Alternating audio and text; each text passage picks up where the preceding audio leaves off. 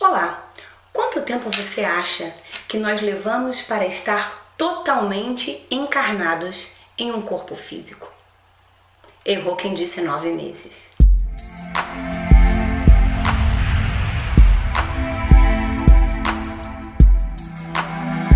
Olá, eu sou Fernanda Gunning, psicoterapeuta, coach e CEO do Espaço Merrache, e vim trazer uma pergunta que pode responder a várias questões que envolvem os seus filhos e as pessoas mais próximas a você.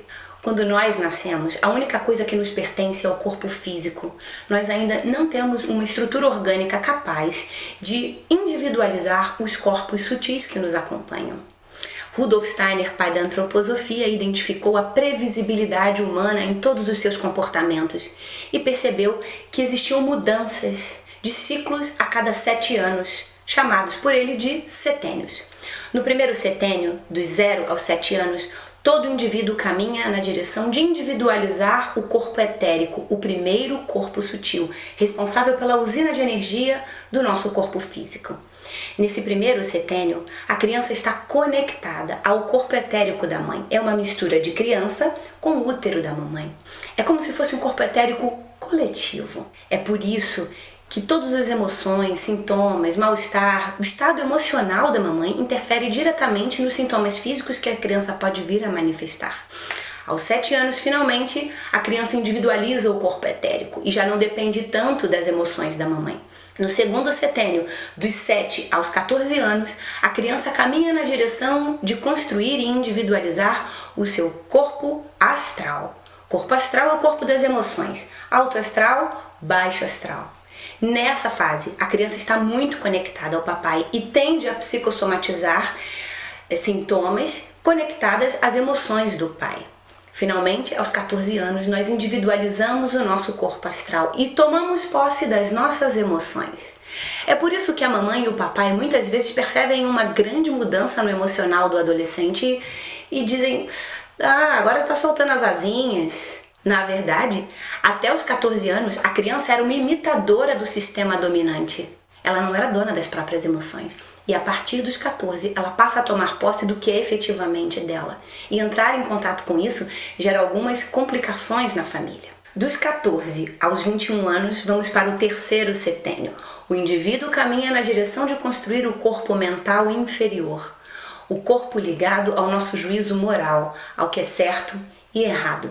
Nessa fase, a criança ou adolescente precisa do contato com os seus amigos, porque o corpo mental inferior desses adolescentes na mesma faixa etária estão interagindo, estão conectados, estão buscando trocas de informações justamente para construir a sua própria identidade pessoal.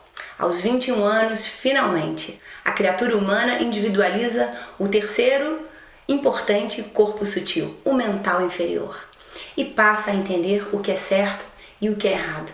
Até então, o único juízo que ela tinha era o juízo estético. Aquilo é feio, aquilo é ridículo, aquilo não é para mim, aquilo me dá vergonha. Mas aos 21 anos, nós nos empoderamos da capacidade de nos julgar e não só julgar o outro. E perceber, ao nos julgando, nos autoavaliando, o impacto que as nossas emoções, as nossas atitudes, os nossos feitos podem gerar no sistema ao nosso redor. E é por isso, e não por acaso, que a legislação nos intitula totalmente capazes a partir dos 21 anos. E no que isso interfere no processo terapêutico? Interfere em tudo. Quando um cliente nos procura, nós precisamos localizar em que momento biográfico está esse indivíduo.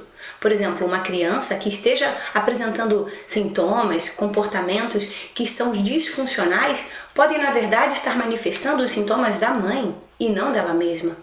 O emocional do pai e não dela mesma. A própria mãe e o próprio pai, quando nos procuram visando otimizar a relação com seus filhos, quando compreendem essas dinâmicas, eles se empoderam da responsabilidade, eles assumem a responsabilidade de se tratarem, de melhorarem seus estados emocionais, até para terem o levante dessa família como um todo. Respeitar as leis biográficas de Steiner é compreender com amplitude a condição plural da criatura humana.